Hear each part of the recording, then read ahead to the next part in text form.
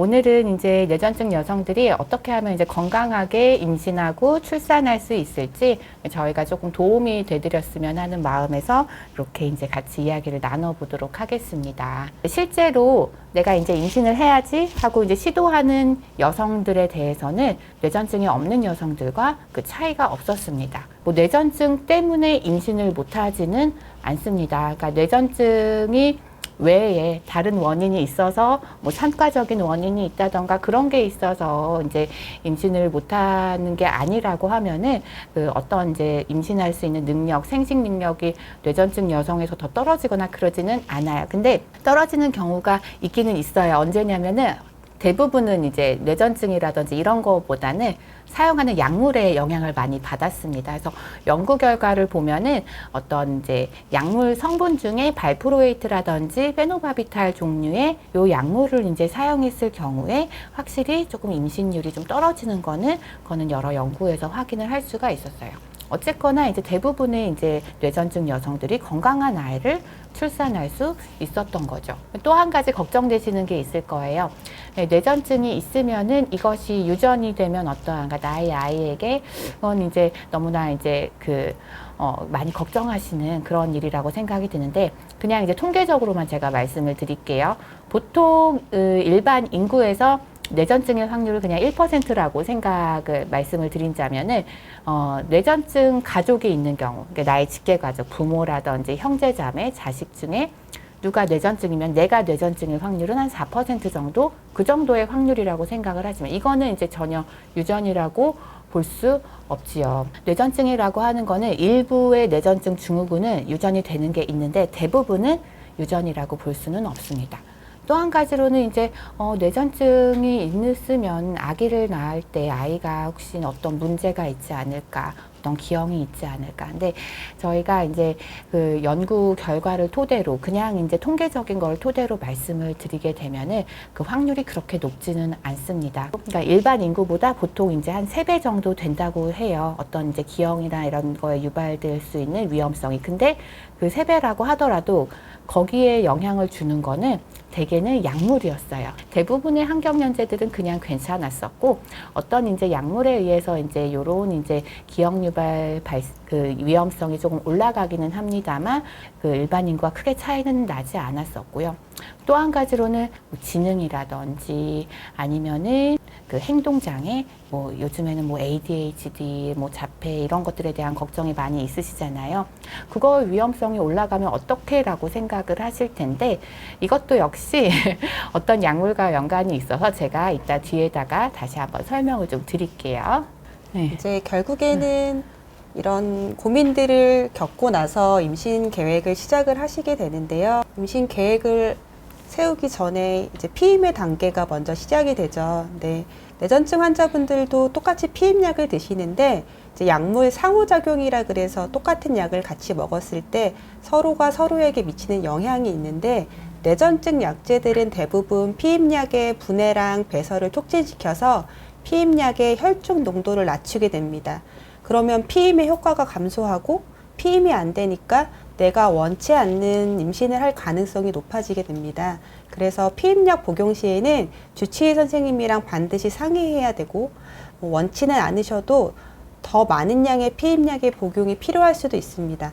저희가 조금 더 권장해 드리는 거는 이제 콘돔을 하시거나 자궁 내 장치를 하시거나 피하 이식형 임플란트 같은 이제 약물이 아닌 피임 방법을 좀 권장을 드리기는 하는데, 뭐 어쩔 수 없이 약을 드셔야 한다, 그러면 꼭 선생님하고 상의를 하시는 게 좋습니다. 저희가 이렇게 강조드리는 이유는 뭐 약이 모두가 다 문제가 된다 그런 건 아니고, 특정한 약은 피임약에 확실히 영향을 주고 특정한 약은 피임약에 영향이 없다라고 이미 밝혀 있기 때문에 알려만 주시면 주치의 선생님들이 적절하게 응답을 해주실 거거든요. 그래서 내가 이런 것까지 꼭 얘기를 해야 하나 라는 생각이 좀 드셔도 선생님한테 반드시 약제에 대해서 말씀을 드리고 상의를 하시는 과정이 좀 필요하겠습니다. 임신의 계획은 제가 여기다 가급적 계획 임신이라고 적어드렸는데 사실 마음은 반드시죠. 반드시 계획 임신 하셨으면 좋겠는데요. 그 이유는 저희가 이제 약제를 조절을 하는 게 임신을 하고 나신 다음에는 할 수가 없어요. 임신 전에 해드릴 수밖에 없는데,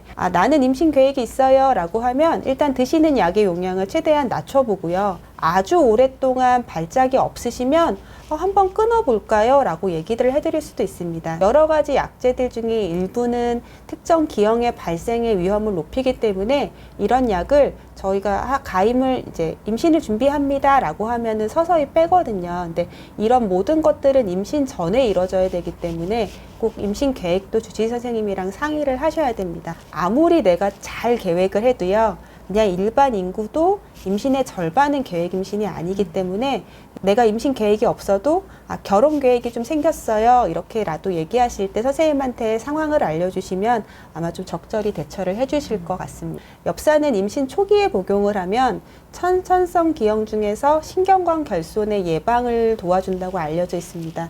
근데 임신해서 선생님 저 임신했어요 하고 짠 하고 외래에 오실 때는 이미 엽산을 복용하시기에 효과를 보실 시기를 지나셨을 때가 많거든요. 굉장히 초기에 필요하고, 이게 뇌전증 환자분들한테서 강조가 되는 이유는 뇌전증 환자분들이 드시는 약의 일부는 몸에서 엽산의 농도를 낮춰놓은 상태로 유지를 시키기 때문에 특별히 더 보충이 많이 필요합니다. 그래서 일반적으로 외래에서 처방하시는 게 보통 한 1mg 정도 되실 텐데 그거보다도 더 높은 용량이 권장이 되거든요. 가임기 여성이시고 임신 준비하고 있어요. 그러면 아마 매일 먹는 약에 엽산을 넣어주실 거예요. 그래서 계획 전에 미리 상담하시는 게 좋고, 비타민 K도 가끔 물어보시는데 요거는 많이 중요하지는 않고 아마 상과에서 이미 다 준비를 하고 계시기 때문에 알고만 계시면 되는데 특별히 더 드셔야 되는 약은 아닙니다. 비타민 K는 몸의 지혈을 잘 되게 해주는데 일부 뇌전증 약이 비타민 K의 이동을 방해해서 비타민 K 농도가 좀 낮아지는 경우가 있습니다. 저희가 분만을 할 때 출혈이 많이 됐을 때 지혈을 못하게 하는 경우가 생기는데 또 이런 경우에는 주사제나 이렇게 뭐 저희 엉덩이 주사나 근주로 비타민 K를 보충하는 방법이 있기 때문에 약을 드시고 계신다면 산부인과 선생님한테도 미리 말씀을 해주시는 게 필요하겠습니다. 뇌전증 약제 선택에 대해서 또 한수연 선생님이 말씀해 주시겠습니다. 네, 워낙 이제 그 병원에 가면은 이제 다 알아서 선생님들이 처방을 해주시기는 하지만 그래도 이제 그 좀 알고 계시는 게 좋아요. 내가 어떤 약을 드시고 있는, 내가 어떤 약을 먹고 있는지. 그래서 자, 이게 뭐냐면은 이제 FDA에서 이제 임산부에 대한 약물을 카테고리를 나눈 거예요. A는 안전한 거예요. 뭐 비타민 같은 게 A에 속하고요. B는 이제 이미 많이 알려진 거죠. 실험도 된 거고, 페니실린 같은 것들 안전하다고 알려져 있는 거고, C라고 되어 있는 거는 대부분의 약물이 다 여기 속하거든요. 우리가 먹고 있는 대부분의 약물이. 예를 들면 이제 특히 임산부한테 어떤 약이 안전한가 이걸 실험을 할 수가 없기 때문에 그냥 여러 연구들의 정보를 모아서 취합해서 보았더니 크게 위험이 없었다 싶은 것들이 C에 속합니다. 그리고 D라고 하는 거는 그렇게 이제 자료를 모아 봤더니 약간 위험이 있더라. 태아의 위험이 있더라. 이런 것들이 이제 D에 속하는데 위험이 있더라도 그래도 먹어야 되니까 먹는 게 이제 D예요. 근데 X라고 되어 있는 거는 그 임산부한테 먹었을 때 득보다 실이 더 큰 약을 이제 X라고 합니다. 발프로익 애시드, 발프로에이트, 이제 발프로산, 그래서 뭐 오르피르라든지 데파코트, 뭐 데파킨 크로노정 이런 것들이거든요. 요 발프로산이라고 하는 약물은 아직까지는 D에 속할 건데요. X로 이제 넘어갈 것 같은데 아직까지 분류가 D인지 X인지 명확하게 결론은 안 난 것 같기는 한데 굉장히 위험할 수가 있어서요. 추천을 안 합니다. 만약에 이제 본인이 이런 약을 먹고 있다. 이거는 이제 요즘에는 보통 여성분들한테 많이 처방을 안 하기는 하는데 어쩔 수 없이 뭐 특발성 전신 발작이라든지 이런 경우에는 효과가 좋기 때문에 컨트롤하기 위해서 좀 처방을 한단 말이에요. 근데 이제는 처방하지 말라고 식약처에서도 이렇게 공문이 내려왔어요. 그래서 이런 약들은 이제 이왕이면 처방하지 않았으면 좋겠다. 그래서 안내문도 나왔는데, 그래서 실제로 처방률이 많이 줄었나 해서 한번 봤더니 가임기 여성이죠. 이제 15세에서 이제 45세 정도 가임기 여성에서 어떤가 봤더니 점점 처방하는 빈도가 점점 줄어드는 거는 사실이기도 하고요.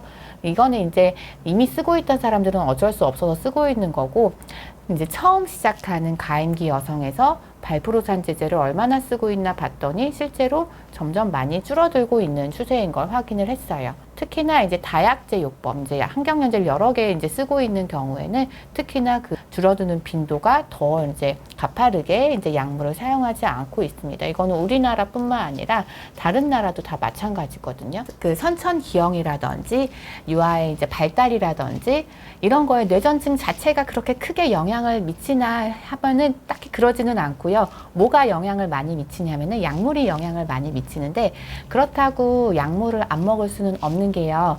항경련제를 안 먹어서 발작을 하게 되면은 그 자체가 그 아이한테 트라우마가 돼서 손상이 될 수가 있을 뿐더러, 경련하는 동안에 숨을 못 쉬게 되니까 아이한테 저산소성 이제 손상을 일으킬 수가 있어서 약을 끊는 거는 너무너무 위험한 짓이에요. 임신했을 때 약은 먹기는 먹어야 되는데 안전하게 먹어야 돼요. 우리가 이제 아이한테 안전한 약을 먹어야 되는 건데, 제일 많이 증명된 게 이 두 가지입니다. 라모트리진, 레베티라세탐. 그래서 약물 이름은 뭐 라믹탈, 뭐 케프라, 뭐 에필락타 뭐 이런 식으로 됐을 텐데, 얘네들은 비교해 봤을 때 위험성이 거의 없었어요. 똑같았다. 뭐 대조군, 약을 안 먹는 경우랑 거의 똑같았다라고 이제 그렇게 이제 연구가 나와 있는 것도 있고요. 그래서 저희가 가임기 여성들한테는 저희가 이 두 가지 약을 많이 처방을 해요. 그래서 임신 계획이 있든 없든 간에 저는 그냥 이 약으로 일단 여성분들한테는 사실 이 두 가지 약을 처방을 하고, 요거는 이제 약간 이제 얘보다 조금 위험성이 약간 있다고는 하지만 그래도 안전합니다. 여기까지는 다 안전하고, 그래서 얘는 이제 그 증거가 많지는 않지만 여기부터가 조금 이제 문제가 될 수 있는 약이고, 특히나 요 발프로산 같은 경우에는 임산부한테는 안 드시는 게 좋은 것이, 어떤 선천기형의 위험성도 거의 10배 이상 이 약은 올라가게 되더라고요. 그 외에 유아 발달, 그러니까 지능이라든지 이런 거에도 좀 안 좋은 영향을 미쳐서, 만약에 이제 이미 먹고 있는 이제 사람이다라고 하면은 임신하기 전에 잘 계획을 세워서 천천히 약을 스위치를 해야 됩니다. 그래서 요거 이제 가임기 여성들은 요거를 반드시 알고 있어야 되고, 요 약물의 농도에 따라서도 이제 위험성이 확 올라가기 때문에 발프로산을 뭐 하루 700mg 이상 먹고 있다든지, 그리고 이제 다른 약이랑 같이 병합해서 먹고 있다든지 뭐 이런 것들, 그리고 이제 임신 초반에 노출됐다든지 이런 것들이 아이한테 영향을 좀 미칠 수가 있어요. 요것도 역시 인지행동장애라고 하는 거는 아이의 지능이라든지 뭐 ADHD나 이제 자폐와 같은 이제 행동 발달 장애 같은 것들에 영향을 미치는 건데, 역시 발프로산 그리고 페노바비탈, 요거는 근데 많이 쓰지는 않을 것 같기는 한데, 요런 약물이 영향을 주는 거를 이거는 이제 잘 알고 있으셔야 될 것 같고, 근데 이미 발프로산 제제를 사용하고 있는데 사용하다가 임신했다면 절대 끊지는 마십시오. 왜냐면은 끊었다가 경련하면은 아이한테 더 위험해요. 경련이 계속 잘 조절되고 있었던 분이라고 하면은 이거를 이제 점점 감량을 해서 끊어보는 거를 선택을 할 수가 있겠고, 어떤 경우는 다른 약물로 이제 바꿔보는 방법을 선택을 할 수가 있겠고, 용량을 점점 줄여보는 방법도 선택할 수 있어요. 왜냐하면은 용량에 따라서 그 신경 발달에 이제 영향을 주기 때문에 하루 이제 700mg 이하로 이제 환자에 따라서 낮출 수 있으면 낮추는 게 좋거든요. 근데 항상 모든 방법에는 경련 발생 가능성을 염두를 하고 우리가 이제 약을 바꾸거나 줄이거나 중단을 하는 거기 때문에, 이거는 환자 본인 한 명 한 명에게 이렇게 이제 적용을 해야 될 것 같습니다. 이런 경우는. 앞에서도 계속 얘기해 주셨지만 항상 불안하죠. 혹시나 정상이 아니거나 위험도가 더 높아지지 않을까 생각을 하시지만, 많은 연구 결과들에서 뇌전증 여성분들도 정상 임신하시고 정상으로 아이를 출산하는 것들이 가능하다라고 다 알려져 있습니다. 하지만 계속 강조드리지만, 이러기 위해서 임신 전에 미리 안전한 항경련제로 바꾸시거나 용량을 좀 낮추는 게 좋고, 임신이 되셨다면 일단 기존의 항경련제를 유지하시는 게 좀 더 안전하다고 알려져 있습니다. 산전 진찰하시는 그 시기마다 저희가 초음파로 볼 수 있는 그 특정 기형들이 있거든요. 그래서 저희한테는 임신했다고 얘기하고 산부인과 가서는 또 얘기 안 하시는 경우가 있거든요. 그래서 저희에게도 알려주셔야 되지만 산부인과 선생님한테도 반드시 뭐 뇌전증 관련 약을 먹고 있습니다라는 것을 꼭 알려주시는 거는 중요하겠습니다. 그래서 임신 중에는 결국에는 체중도 이렇게 늘어나게 되고 저희가 임신 초기에는 막 입덧하시면서 구역 구토 많이 하시잖아요. 그러면서 이런 많은 과정을 거치면서 약물 농도가 감소되게 되어 있습니다. 또 한 가지는 임신을 하게 되면 우리 몸의 대사작용이 굉장히 빨리 일어나면서 약이 빨리 대사가 돼서 예전보다 몸의 체내에 머무는 시간도 짧아지게 됩니다.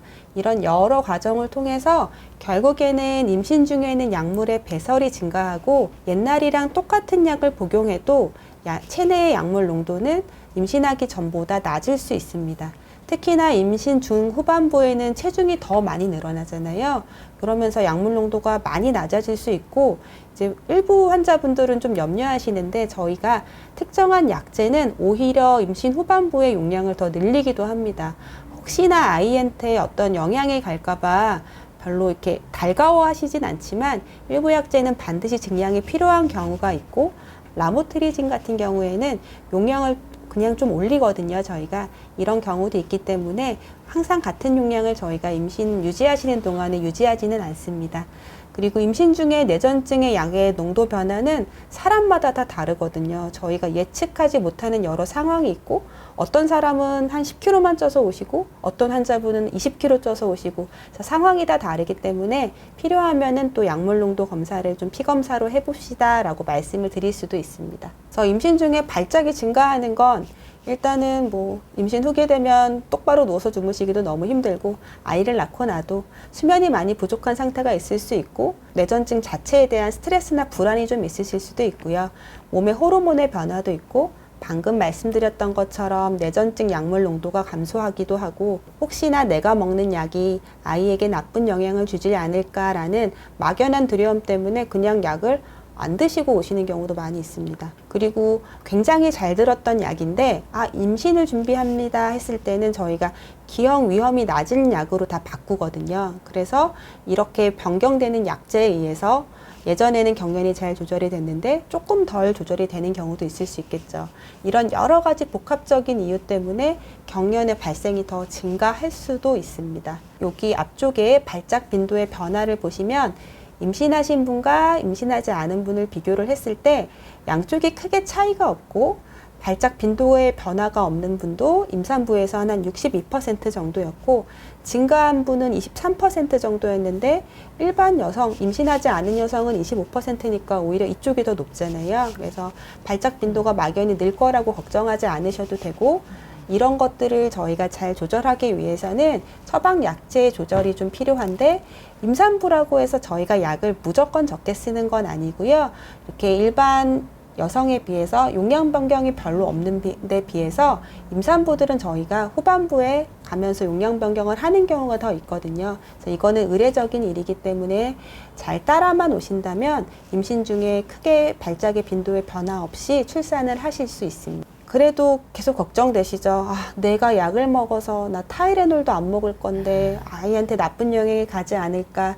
하지만 뇌전증 약에 의한 영향보다는 발작 자체가 아이에게 미치는 영향이 훨씬 더 안 좋습니다. 임신 중에 전신 대발작을 하게 되면 산모도 안 좋고요. 태아도 안 좋습니다. 저산소증, 산증 이래서 우리가 목을 꽉 조이는 질식 상태랑 비슷한 상태에 빠지게 되고 이 상황이 되면 아이의 발육이 지연되거나 심하면 태아 곤란증이 오고 나중에 태아 인지 기능 저하까지 영향을 좀 줄 수 있고요. 대발작이 자꾸 반복되면 태아의 뇌내 출혈이나 조산이나 사산의 위험도가 더 높아지기 때문에 단순히 그냥 약에 대한 공포감 때문에 약을 드시지 않는 것은 발작의 위험도를 높이면서 굉장히 위험한 상황으로 빠질 수 있다는 것을 알고 계셔야 될 것 같습니다. 결국에는 이제 다 잘 건너와서 이제 출산을 되시면 많이 물어보세요. 선생님 저는 자연분만은 못하죠? 이렇게 아예 단정적으로 물어보시는데 많이 물어보시죠. 근데 반드시 제왕절개로 출산하실 필요는 없고요. 당연히 자연분만도 가능합니다. 근데 응급 제왕절개가 필요한 경우는 이제 진통 중에 자꾸 반복이 있는 경우에는 응급 제왕절개를 하게 되지만 비율 자체가 1에서 2% 이내이기 때문에 높지 않고요. 출산 방법은 일반 여성과 동일하다고 보시면 될 것 같습니다. 이제 아이 모유 수유를 해야 되냐 말아야 되냐 요거 많이 걱정을 하실 수가 있는데 장점이 더 많습니다. 내가 약을 먹고 있는데 요 약이 이제 원래 먹는 것도 조심하잖아요. 우리가 그 아기 모유 수유할 때는 매운 것도 안 먹는 사람도 있고 뭐 아무것도 잘 안 먹는데 그 약을 먹으니까 이 약이 아이한테 이제 영향을 미칠까 봐 많이 걱정을 하시는데 그 위험성보다 장점이 훨씬 더 많습니다. 그래서 어떤 약, 특히 이제 우리가 안전하다고 생각하는 이 라모트리진 같은 경우는 특히나 이제 조금 모유로 더 많이 가는 비율이 있거든요. 근데 이걸로 인해서 아이가 조금 처지거나 이제 늘어질까봐 걱정을 하기도 하거든요. 좀 그러는 경우도 있고요. 일부 진짜로. 근데 그 모유수유를 했을 때 약을 먹고 있던 말던 그 아이한테 미치는 장점이 너무나 많습니다. 뭐 영양적으로도 그렇지만 뭐 백혈병이와 같은 어떤 혈액학적 질환이라든지 감염에 훨씬 더 좋은 효과를 가지고 있어서 그걸 예방하는데 훨씬 더 좋고 그 외에 여러 가지 정서적 발달에도 모유수유가 미치는 장점이 너무나 많아서 모유수유를 하라고 권고를 하고 있습니다. 저희는. 그래서 이제 모유수유를 하게 되면 이것 때문에 아이가 위험하지 않을까 그러지는 않습니다. 안전하고 오히려 이제 발달 장애라든지 뭐 IQ, 언어 능력 자체에 모유수유가 미치는 장점이 너무나 많기 때문에 억지로 이제 모유수유를 안 해야지라고 할 필요는 없으세요. 사실 우리가 좀 안전하다고 알려져 있는 약물이 조금 더 모유로 잘 통과를 하는 것 같기는 해요. 그래서 이걸로 인해 너무 처지거나 그러지만 않는다면은 좀 하도록 저희가 권고를 하고 있어요. 또 한 가지로는 아기를 키우다 보면 잠을 잘 못 자잖아요. 계속 이제 밤에 젖도 먹여야 되고 잠을 못 잘 수밖에 없는데 사실 우리가 뇌전증 환자분들한테 강조하는 게 잠을 잘 자라는 거거든요. 항상 이제 뇌전증 여성분들이 이제 임신을 하고 출산을 하게 되면은 항상 가족분들한테 꼭 저는 와서 얘기를 좀 들으라고 합니다. 그래서 도와줘야 되거든요. 이거 여성분이 혼자서 애를 이렇게 밤에 보고 그러면은 발작의 빈도가 늘 수밖에 없어요. 그러는 경우에는 아기한테도 위험해요. 그러니까 이제 엄마가 이제 발작을 하거나 그러면은 안고 있는 도중이었다든지 목욕시키는 도중에 그런 일이 생기면 정말 큰일이거든요. 그래서 잠을 잘 수 있도록 남편이라든지 다른 가족이 해야 됩니다. 밤에는.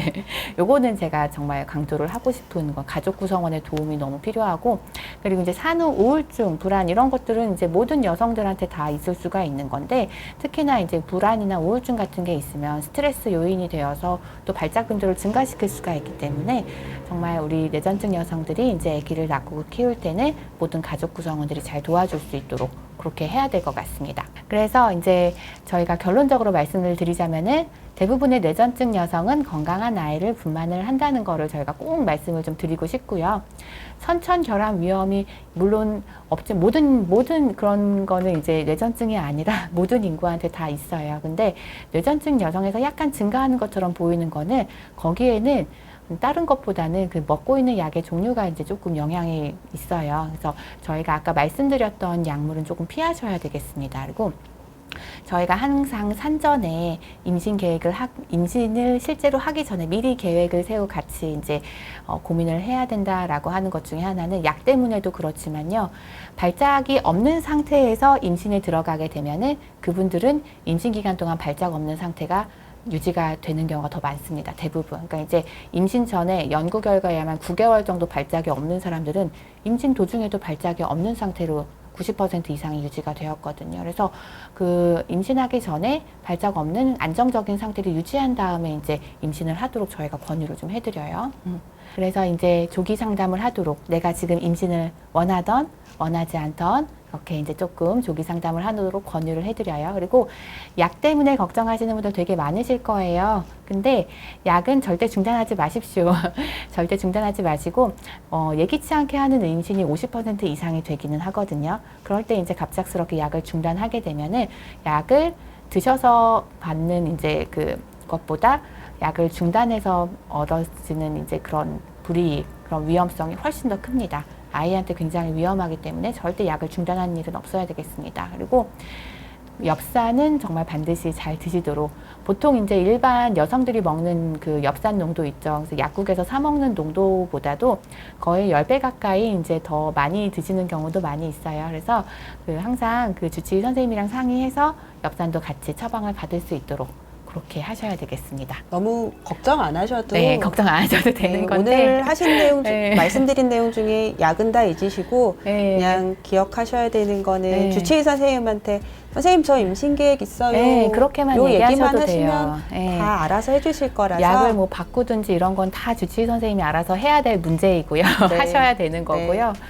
너무 걱정하지 마시고 그냥 일반 인구, 네. 일반 여성들과 비슷한 수준이다라는 것만 기억해 주시고 항상 주치의 선생님이랑 상의하시고 그러면은 네. 큰 걱정 없이 잘 해결해 나가실 수 있을 것 같습니다. 네, 여러분 다 너무 좋은 그 시간을 가지셨으면 좋겠습니다. 저희는 그럼 여기서 마치겠습니다. 네, 감사합니다. 감사합니다.